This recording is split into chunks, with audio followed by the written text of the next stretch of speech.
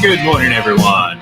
That's right, we're back here live on FPC Radio Live. We had a few days off, almost a full week, and I missed this quite a bit, John. But the good thing was there was a lot that happened between now and the last time we were on the air, including John. And I'm sorry I'm going to have to do this to you, but I'm going to have to bring up, the poor Lakers and LeBron James. And let me ask you, actually, you know what? Let me ask someone else. How many games have the Lakers lost in a row? Not 2, not 3, not 4, not 5. I've been waiting to use that all day, John. That's why we got on the air today. We're going to be talking about this. No, look, I mean, I obviously enjoy poking fun at the Lakers, poking fun at LeBron James, and the fact that they're a Hall of Fame-ridden roster, quote unquote, and they seem destined to not even make the play-in tournament. John, is it over for the Lakers? Well, it is for this year, for sure. I mean, they're 2 games behind San Antonio for the 10th slot, which is the final team that qualifies for the play-in tournament.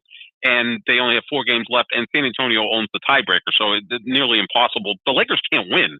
They're 4-16 since the All-Star break. Just think about that. That's like as bad as any team in the league. I believe Portland's the only team with the worst record since the All-Star break. So they've been that bad.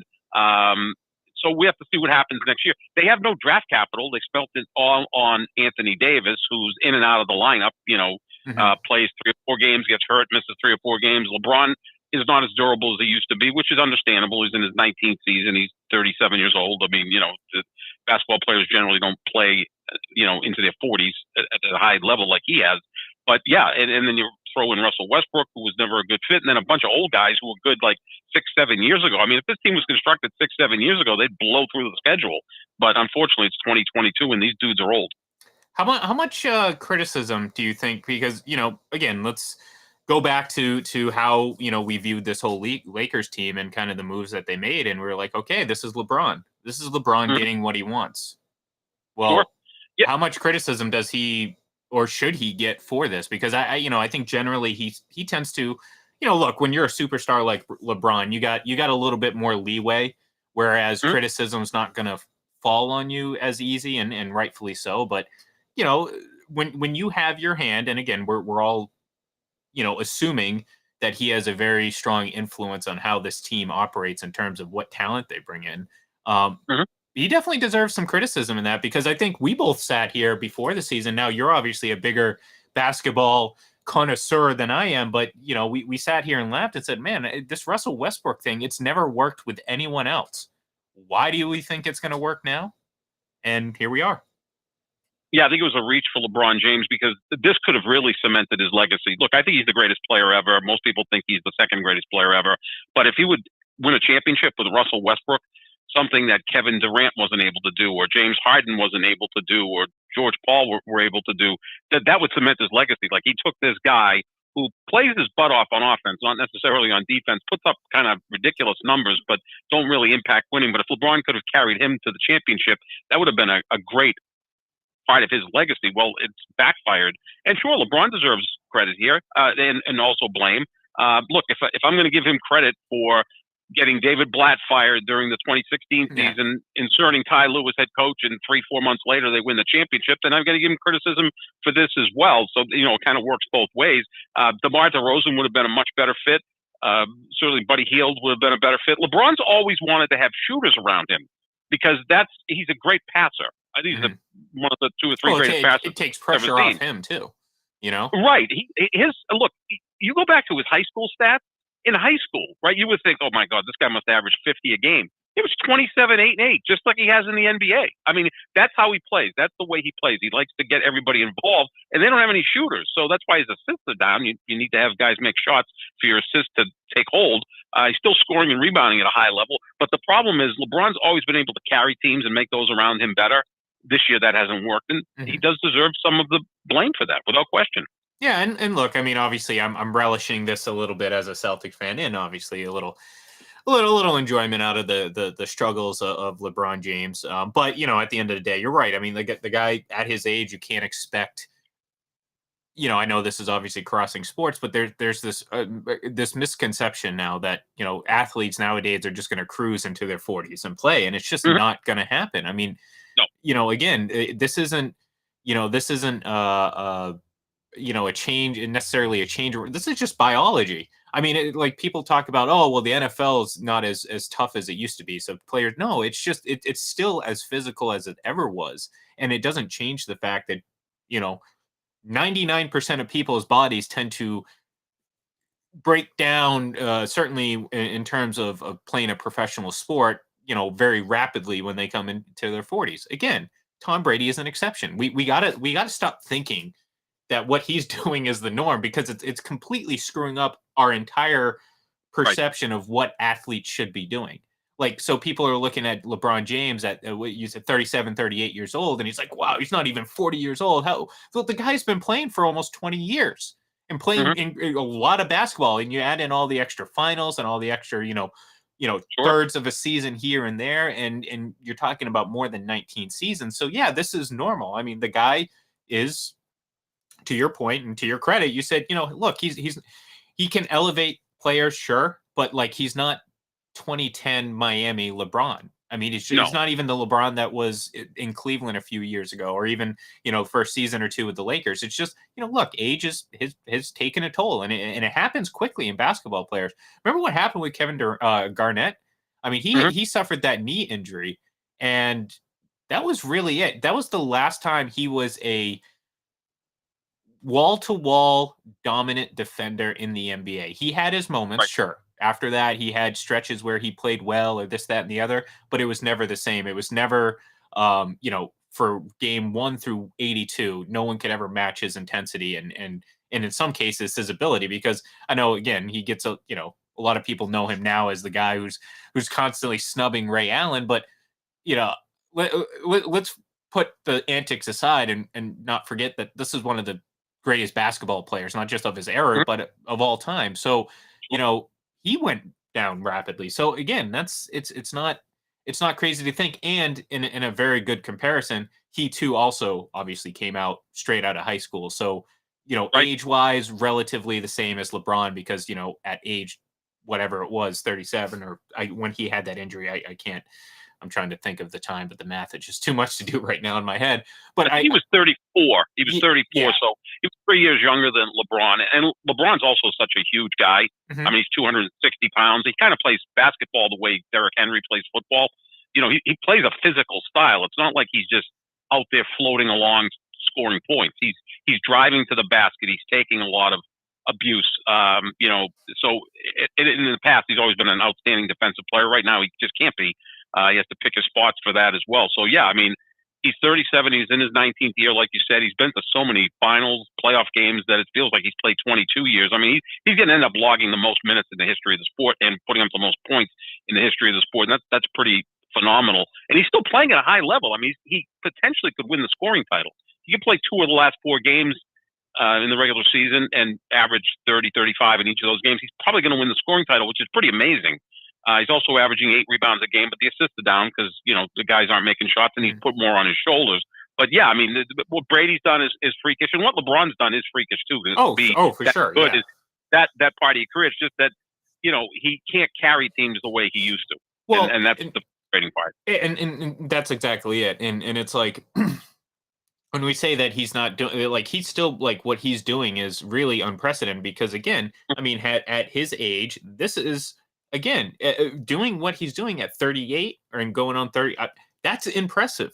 Like, Yeah. again, what people are doing is they're just assuming that these athletes are going to play into their 40s, and now adjusting those expectations. So now that he's starting to fall back a little bit at 38, you're like, wow, that he's not good. No, no, he's still great. It's just, again, you're not gonna, this isn't the, you know, uh, again, like I said, the 2010 version, early Hmm. 2010s version of LeBron. It's just not. And to think that this is going to get any better is probably a little unrealistic. I think it doesn't mean he can't be a really good player for however long he plays after this.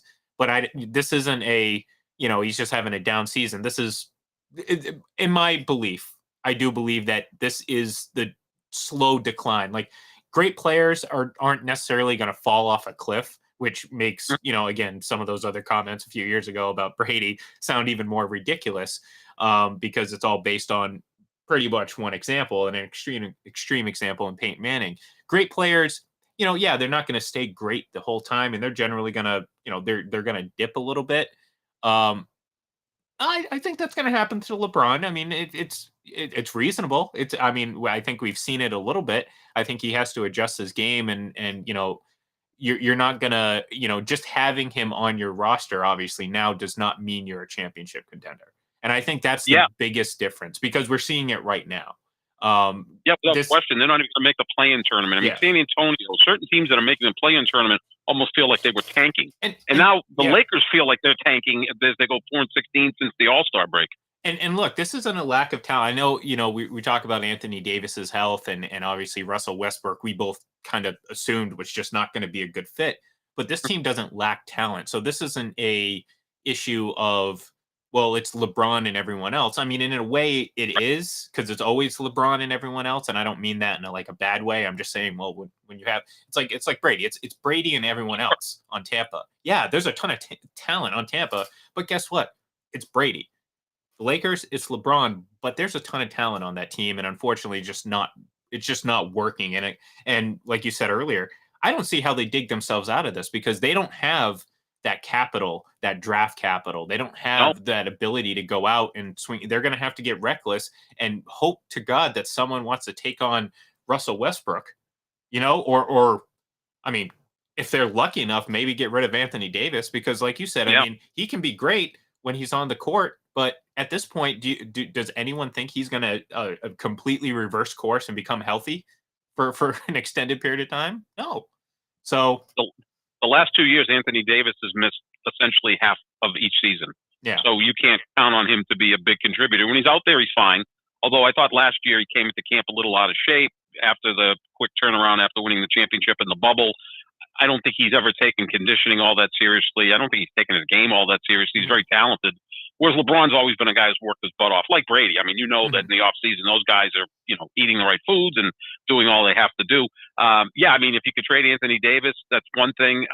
Westbrook, you just have to find a team that's willing to take on his contract. I mean, I floated the idea of Westbrook to the Knicks for Julius Randle, who's very unhappy now with the Knicks, and he was a former Laker, who knows? And then my wild conspiracy is there's going to be a new coach of the Lakers next year without question. And, if Doc Rivers continues to insult all his players on Philadelphia, maybe he'll be out of Philadelphia and be back in LA as the Lakers coach.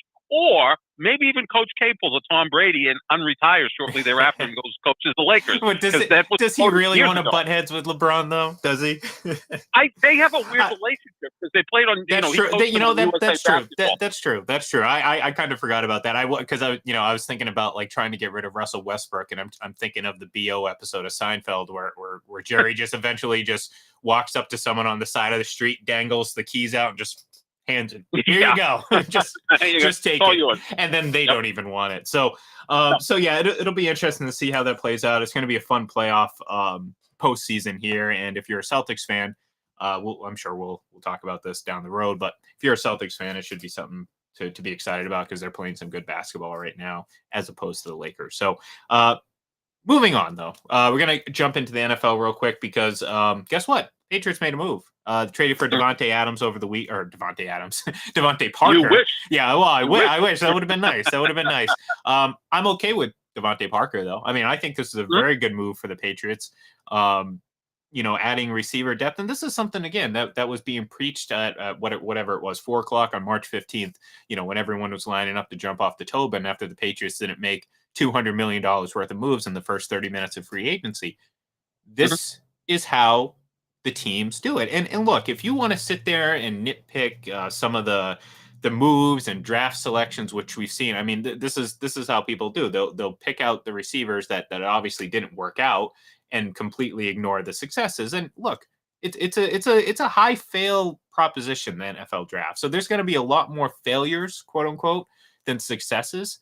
My big point to those criticizing Belichick and how it's run and everything like that is, will point me in the direction of the team that does it the exact opposite, and that comes anywhere close to not even just the same amount of success, but show me a team that has half the amount of success that the Patriots and Belichick have had doing things the exact opposite. And by that, I mean overvaluing receivers. And I'll ask you this, John. What teams over the last 10 or 20 years have overvalued receivers? The Detroit Lions. Yeah, they sure have. Jacksonville Jaguars. Let's not forget them. Mm-hmm. I mean, right off the bat, those two teams are perennial losers. The Dallas Cowboys have put a pretty high I was going to premium think of them too. Right, yeah. on wide drafting receivers. high and also sending a first-round pick for Amari Cooper, and that kind of worked out for a while, but then it didn't, and he was traded to Cleveland. But the absolute most they got out of that was a playoff appearance. So, at the end of the day, wide receiver. Now, again, yes, there's a big difference because, Brady is not there in New England. So there is a difference. But to expect, Belichick to completely stray the exact opposite, like everyone, it's the same concept with the cap. Everyone's like, oh, the cap doesn't exist. Look at the Rams. Well, great. Guess what? The Rams sucked for the majority of the last 20 years. Then they finally won a Super Bowl. So to me, that's not an example of this is how it works. That's just an example of, okay, it worked this year. Well, let's see what happens. I mean, we're talking about a team that has 20 years of just consistent success, no real lulls, outside of the first year without Tom Brady, which again, there's a lot of factors that played into that. Obviously, Brady going is a big one, but there are other factors that cause that team to underperform, or at least I guess depending on what you think of who Cam Newton was, maybe they overperformed a little bit because I'm pretty sure he's lost his last 20 starts not being coached by Bill Belichick. So I think that says a little bit something about how they run the team. But no, look, I mean, going back to the trade, it's sure it's a little bit surprising, but we've been here before with the Patriots and Dolphins. They've made a trade with a wide receiver before, obviously Wes Welker. I'm not saying that's what it's going to work out to be, but DeVante Parker adds a nice element to this offense. And if you think Mac Jones is a solid quarterback, which I do, I mean, we're going to have to see some improvement in year 2, but that's how it's supposed to be. I mean, I'm not saying anything ridiculous. If he goes in and improves, and now he has a receiving group that includes Parker, that includes Kendrick Bourne, who is really starting to come along there at the end of the season, and Jacoby Myers, you have a pretty good, and Nelson Aguilar, for what it's worth. I mean, that's a pretty solid group of wide receivers. And then you add in the tight ends. Now, I think, I think a lot of people that watch this team want to see them utilize a guy like Jonnu Smith a little bit better. I thought that was a big issue with kind of how he underperformed. But you do that, you have those 2 tight ends, you have a pretty solid group of 4 wide receivers, and you never know. I mean, they've been connected to Odell Beckham Jr. He could be a guy that comes in late in the season when he recovers. And you have guys like James White back, which I think is being very underappreciated from the Patriots fan base, because I think what we saw, the good things we saw in the running attack / passing game from the running backs last year is going to get amplified because James White is that much better than anyone they had on their roster catching the football. So I like the move. It's not surprising, as a lot of people are trying to frame it, because again, I first immediately thought of the Wes Welker trade. It's like, okay, we've been here before with them. It's no big deal. It helps Miami out. New England obviously gets better with a better receiver that has a very nice contract, very easy to manage, and they didn't have to shell out a first-round pick or multiple first-round picks. So essentially, they just swapped them. They didn't even lose a draft pick. So I really like the move, and it's just an example of how they do business. Is it going to work? I don't know. I can't tell the future, John. I wish I could. If I did, we'd be sipping Mai Tais on the beach right now, living it up, because I would have won the lottery like 6 times. I don't know the future. Exactly. Okay. But I like this move. Yeah, I do too. I mean, he's 6'3", 220, seems to be a competitive guy. He has some injury concerns. I believe he's missed 20 games over the last 7 years. I think he has 57 contested catches over the last 2 or 3 seasons, which is the most in the NFL. Right, which I guess you can look at that and say he doesn't really separate, but then you can also say that he's a competitive guy who's physical, will go get the ball. I like Des Bryant when Des Bryant was in his prime. Remember, he would exactly get those contested catches. And also, you've got Tua throwing in the ball the last 2 years for the most part. Look, I think Mac Jones is better than Tua. I mean, I think he is better. I just think Tua has more around him this year when you bring in Tyreek Hill to go with, Waddle and Gesicki and Cedric Wilson. I think he's got a really good skill set to help him, but he's going to need that because I'm not a big Tua fan. I'm not a huge Mac fan, but I think he's better than Tua. I think he's got a stronger arm. This is going to be a big season, I think, in terms of seeing how far Mac can go. Because, like, I saw a lot, and we talked about this during the season. I saw a lot of really good things because, he plays the position a lot how I like it. Very, in the head. You got to make the right decisions. You got to stay in the pocket. You got to be able to manipulate it with your eyes and your arm, not your legs, because then you become half a running back. And to me, that diminishes what you're able to do as a quarterback in the big picture, unless you're an absurdly talented player. But even then, we see the limitations with those. So I like a lot of what Mac's game is. I don't know if he's going to be a star in this league. I don't think he's going to be a bad quarterback. I think we know enough that he's going to be, pretty solid quarterback. How solid, we'll see. I think year 2 is a big show because now there's tape on him. And you also want to see from his perspective how he reacts to tape. How does he, we got a season under the belt. How are we going to approach this situation? How are we going to approach this now as opposed to how we did it last year? So there's a lot of good things to like about Mac Jones. Obviously, again, I don't know if he's going to be a superstar. I like to think that he has a lot of potential, and I liked a lot of what we saw. I don't understand, like, there's this weird split, I guess, where, like, again, I think a lot of it has to do with the fact that he's just a Patriot and people aren't really that smart in general, but they think Mac Jones sucks. Oh, he sucks. No, he doesn't suck. Like, there's no way that you could watch his season last year and come to the conclusion that he sucks unless you just hate the guy or hate the Patriots. And in that case, your opinion is useless. On the flip side, do I think he's great? No, I don't know yet. Doesn't mean he's not going to be. I just don't know. So I think this second year is going to be good. And look, they got weapons. Hell, I'm sure Brady would have loved to have this many utilized players early in his career when, he really didn't. But, again, he's Tom Brady and no one else is. So. No, I think it's also going to be important if Jonnu Smith and Nelson Aguilar step up somewhat in their second year. Yeah, for sure. Jonnu Smith more than anyone, I think. But like I said earlier, I think part of the issue with him was just how he was utilized. Like, for some reason, I feel like they just didn't get him out in space enough. You know what I mean? I felt like they were going to do a lot more, let him catch the ball and make plays with it, and I felt like you didn't see that often last year.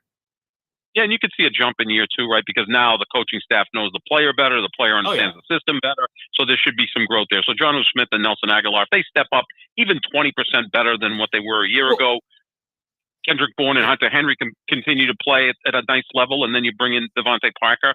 Now you get some weapons for Mac Jones. Well, and think about this. You go back to the whole Patrick Chung era in New England where it, at first, it was pretty mediocre at best. He leaves, he comes back, and he revitalizes his career. And Belichick has said it many times that they just didn't realize how to use him properly. So this is a coaching staff that is surely not opposed to looking in the mirror and realizing, okay, how can we better prepare this player? And I think that's going to, especially with obviously not a new offensive coordinator, but some fresh eyes in the locker room. Obviously Matt Patricia, and joke about, say what you will about him. The guy's still a good, I think, assistant coach. He obviously was a very important part of many successes in New England in the past, and I think he's going to bring that value in a coaching capacity. Obviously not as the head coach, but maybe get some fresh eyes and say, look, how do we get Jonnu Smith more involved? Well, let's notice this. We weren't doing this that much last year. Josh wasn't doing this, or he didn't like to do this. Well, let's start to do this now. And, maybe we end up seeing a little bit different season from Smith. And that would be huge. That would be huge because, you going into last offseason, Hunter Henry and Jonnu Smith were, 2 or 3 when it came to available tight ends on the market. So these aren't just guys; these are very talented players that I think are eventually going to get utilized properly. So it'll be interesting to see for sure. So yeah. Well, what do you think of that trade, real quick before we take off? What do you think of that trade yesterday? The massive pick swapping between the Saints and the Eagles. I felt the Eagles very much, quote unquote, won this trade. Although, since it's just draft picks, I'm going to reserve my final judgment until actually after the draft, because the Eagles, just because you got draft picks doesn't mean you're going to draft properly. And the Eagles are a team that just doesn't or hasn't. I mean, you want to talk about the Patriots, talk about the Eagles. I mean, that's a team that should be criticized for the drafting, because not only have they actually drafted poorly, they haven't had any success otherwise. I mean, you wasted a top 2 pick on a quarterback that's not even on your team right now.